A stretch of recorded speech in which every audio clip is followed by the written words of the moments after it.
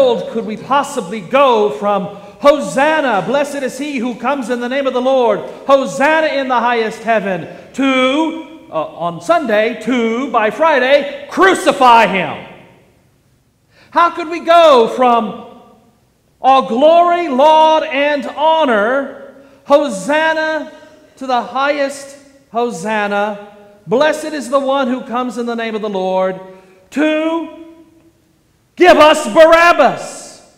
How can we go from this extreme of welcoming and celebration to this other extreme of give us Barabbas and crucify him? How can we go from one to the other so quickly? It is spiritual whiplash. It is an unbelievable juxtaposition between welcoming and acceptance on the one hand to condemning, denying, and crucifying on the other. And then we have the people coming and they're mocking Jesus. They're mocking Jesus on the cross as he is dying there on the cross, and they're saying, let him save himself. Ah, you who would destroy the temple and build it in 3 days, save yourself and come down from the cross. After all, Messiahs don't die. Messiahs aren't supposed to be crucified. Messiahs aren't supposed to be arrested. Messiahs aren't supposed to be tried and convicted. Messiahs aren't supposed to stand before a Pilate. Messiahs aren't supposed to be whipped and then placed with a robe and mocked and then to carry a cross through the city and then nailed to it. Messiahs don't die. Messiahs are victorious. We talked about that last week. The Jewish conceptions of Messiahship did not include a suffering servant.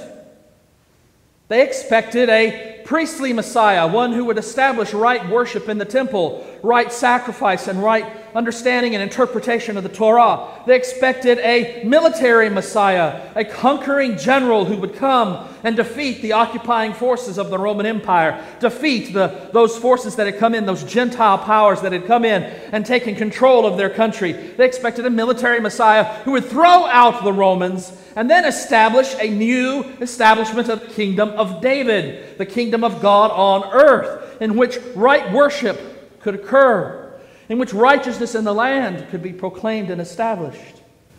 They expected a Messiah who would be victorious, one who would be greeted with palm branches. Blessed is he who comes in the name of the Lord. That's what they expected, not a Messiah about whom you would say, crucify him. Ah, you who would destroy the temple and build it in 3 days, save yourself and come down from the cross. In the same way, the chief priests, along with the scribes, were also mocking him among themselves and saying, he saved others. He cannot save himself. Let the Messiah, the King of Israel, come down from the cross now so that we may see and believe. Messiah, Mashiach in Hebrew, Christos in Greek. In Greek, the language of the New Testament, Christos means literally, it's a word used in construction, and it means to plaster something, to make it smooth with plaster so that it can then be painted, a mural can be produced upon it.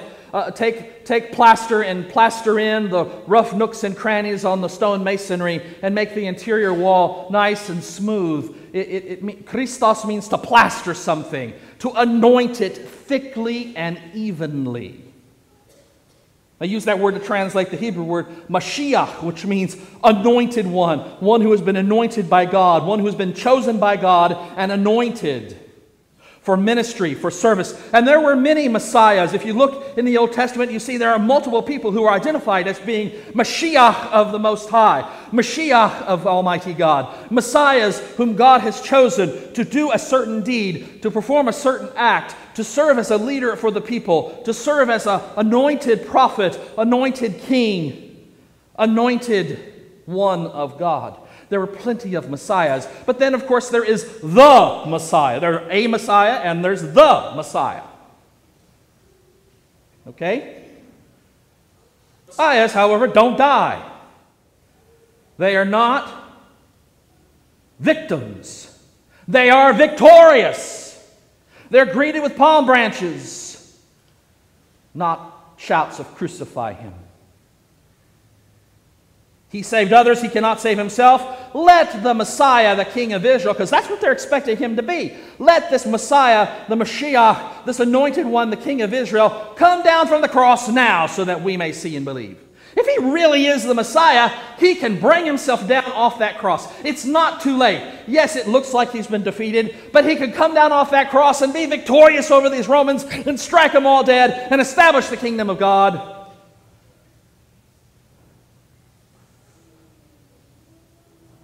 Ah, you who would destroy the temple and build it in 3 days. He saved others. He cannot save himself. Did you get that supreme irony there? That amazing ironic twist? He saved others. He cannot save himself. It's a recognition on the part of the Jewish leadership that Jesus truly did save others. He delivered others. He saved others. The word saved here, as I've said before, it's the word sozo, and it means deliver, and it means heal. It means save. It means forgive. It means transform. It means make whole. He saved others. They recognize he has done this. They recognize that he has functioned in this way. They should have recognized him as the Messiah, at least a Messiah, a prophet. Sounds like they actually did. In fact, we know they did. When Jesus had asked them, "Who is this John the Baptist?" they said amongst themselves, if we say that he is a prophet like Elijah, then we will be condemning ourselves because we should have recognized him and received him as such.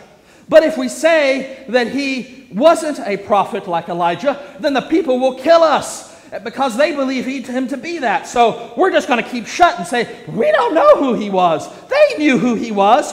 Likewise, they truly knew that even if he wasn't the Messiah that they were expecting, he was a Messiah, a anointed one of God. He was like a prophet, and someone that they shouldn't be rejecting, but receiving. It's a supreme irony here that they actually recognize he saved others. He saved others. But he cannot save himself.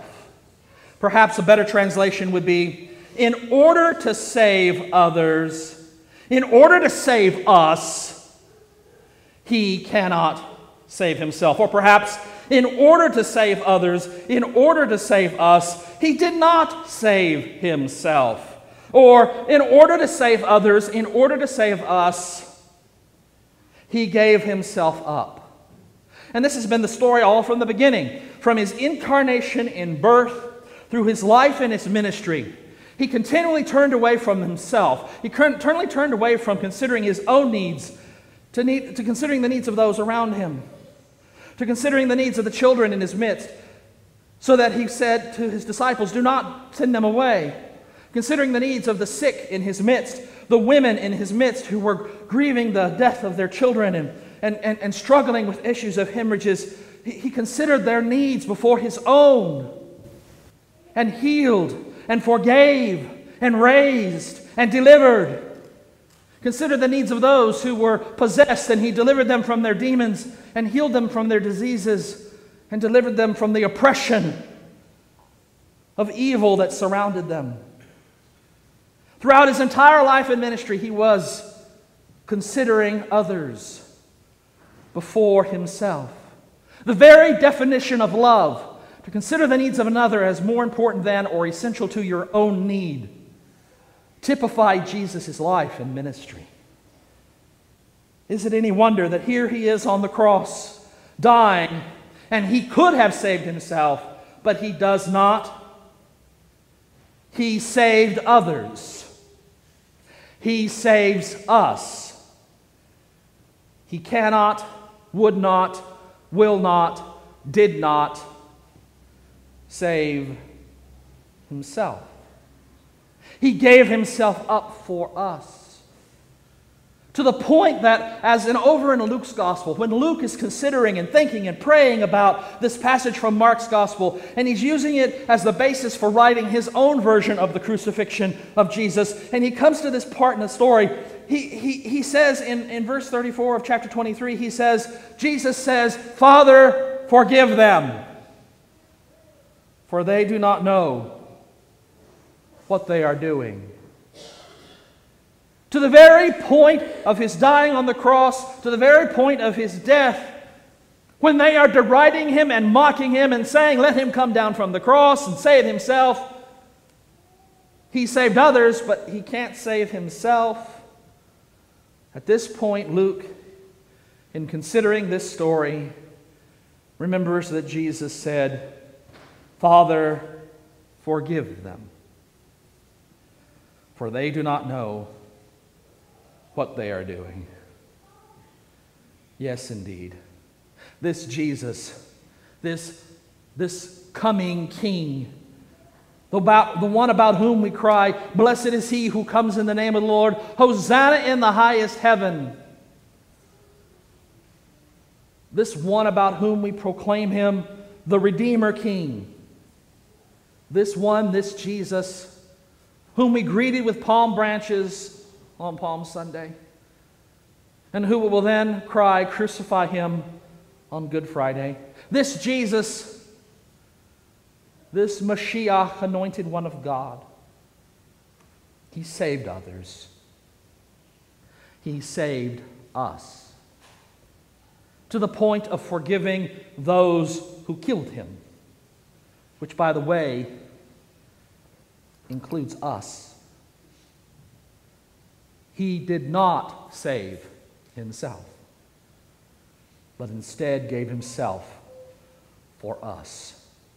The supreme example of love, of self-giving love, taking that which we merit to end the division that we created, to stand in the breach between our failure, our sin, our culpability in sin and death, paying the price and dying for us. He saved others. He cannot, could not, did not, will not save himself. This Holy Week, I want to encourage you to take these words, especially that sentence, to God in prayer. And consider, how has Jesus saved you? How has Jesus delivered you? How has Jesus healed you? How has Jesus made you whole? Spiritually, physically, emotionally, relationally whole. How has Jesus delivered and saved you? And remember that he did this for us, a supreme act of love. Knowing that he could have stepped down, love took him there. He could have saved himself, but he did not. As we greet Jesus with Hosanna today, and as we celebrate next Sunday his resurrection, let's not jump over the intervening week. Let's kneel in prayer and receive the Last Supper, the Lord's Supper, the Holy Eucharist, Holy Communion, feasting on the riches of his grace. And then let us remember and experience afresh his death for us, realizing that indeed he saved others. He saved us. He didn't save himself. Let him save you this week, afresh, anew, whole, again. In the name of the Father, and of the Son, and of the Holy Spirit.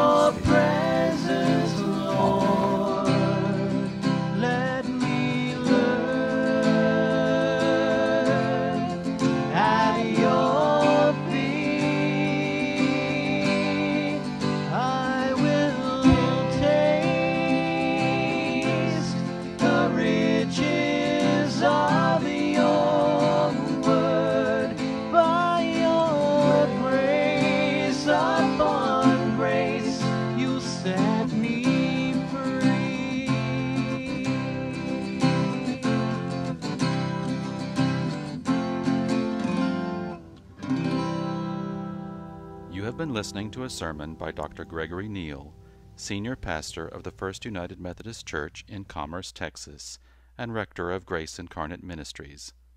Copyright 2015 by Dr. Gregory S. Neal, all rights reserved.